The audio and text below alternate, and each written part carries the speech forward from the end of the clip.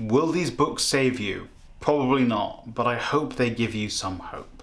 That's a message to my American viewers who, in the aftermath of the election, I decided I don't really know what to do to say to you, but I'm hoping these books give you hope about history and the experience of people who lived under repressive regimes. Up first is Insurgent Empire by Gopal. It is about people who fought against the British regime and the British Empire in their anti-colonial struggle, their methods of doing it, their victories and their losses, because when you're doing an anti-colonial fight, or if you're fighting against an oppressive regime, there will be losses. You will not win every single battle you fight, whether that be a physical battle or other forms of combat against an oppressive regime, protest, boycott, etc. You will not win all of them, but it tells you in great detail about what these people did, how they fought for their rights, they fought for their freedom against an oppressive regime, and also how that fight for freedom came to inspire and maybe change the minds of those who were benefiting from their repression.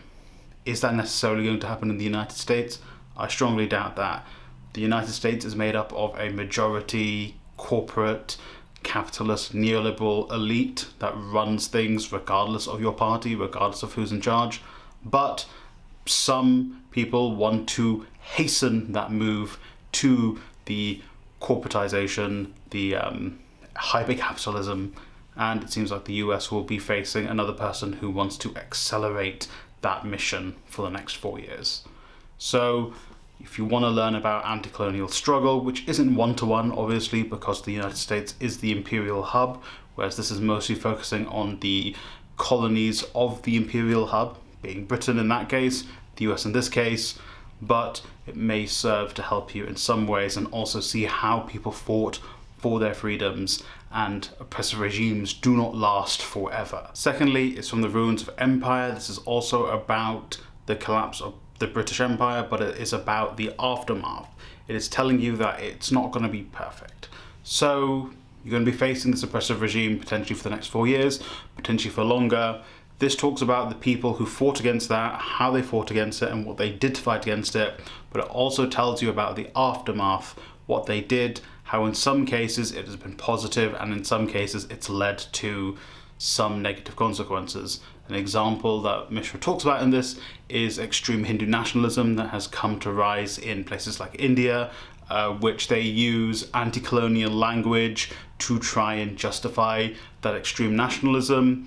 This is something that you actually saw from the United States with the rise of Trump. They started using like anti-colonial, anti-globalist, but they use globalist as in the fact that like the other places are trying to colonize the US. They basically use that sort of language to bring a rise of this US nationalism. You know, the evil Chinese, the evil West Europeans are trying to influence the United States, and so then they use nationalist language like they are using in places like India by co-opting anti-colonial language to inform it. So for example, in India you have far-right Hindu factions basically saying, you know, these foreigners came and impacted India and made India less, and now we need to return India to the past, a wholly Hindu past, which very rarely, if ever, was the case, to make it better. Sound familiar? Make America great again. So, in the aftermath of your struggle, potentially, this is telling you how you don't want to act afterwards, and how you can find parallels kind of in this sort of nationalism from the flames of empire that have perversed the US as well. So the US's role as the global force, the global police force, was dwindling throughout the early 2000s, the 2010s, purely because the rest of the world was kind of waking up to that. And then, just like Hindu nationalists have co-opted anti-colonial speech, American nationalists have co-opted anti-colonial speech and thus have led to the situation you have now in the US.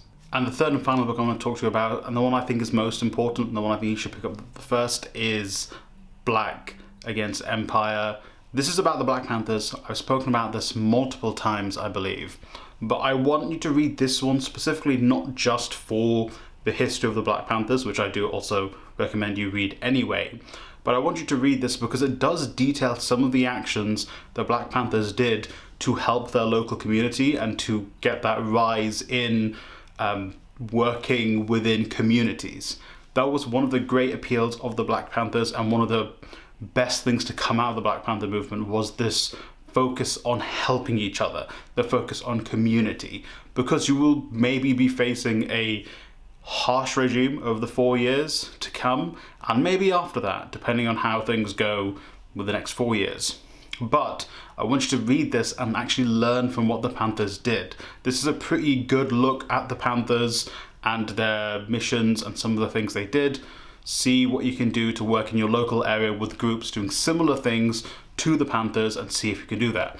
Whether it be, educational stuff for young people or people around you, because the education that you think they should be getting will not be mandated in your local area. If you think about history being rewritten even right now under the current administration in the US to be more favorable to the US, that will continue to happen at a faster rate over the next 4 years.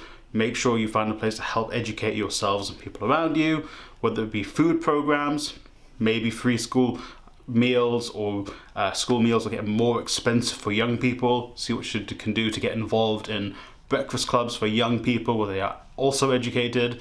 These are things that the Black Panthers did, which led to community, which led to a togetherness of the people when Black people were being oppressed in the United States. They still are, to be honest, but these sort of community building things helped fight against that oppression.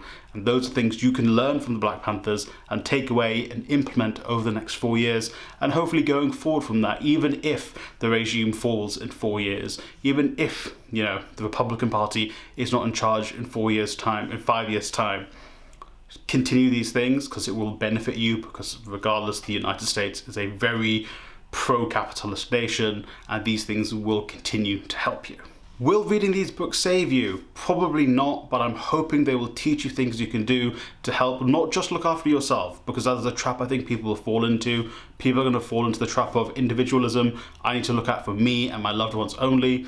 But if you work together with your community, if you work together like the people in those 3 books I spoke about did to fight against regimes, to fight against power, you can help yourself and those around you survive. There is power in numbers, there is power in community. Make sure you build your communities, make sure you look into communities, look into practice you can do. If you have the spare time, if you have the spare funds, see if you can help people around you, because that is the best way of you to get through the next 4 years and after that.